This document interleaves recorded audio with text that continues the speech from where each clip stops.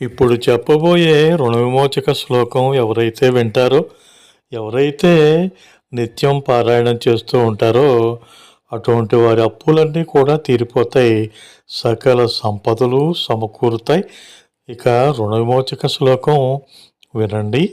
ఓం అయం హ్రీం శ్రీం శ్రేయై నమో భగవతి మమ సమృద్ధౌ జ్వలజ్వలమేం సర్వసంపదో దేహి దేహి మమ అలక్ష్మీం నాశయ నాశయ.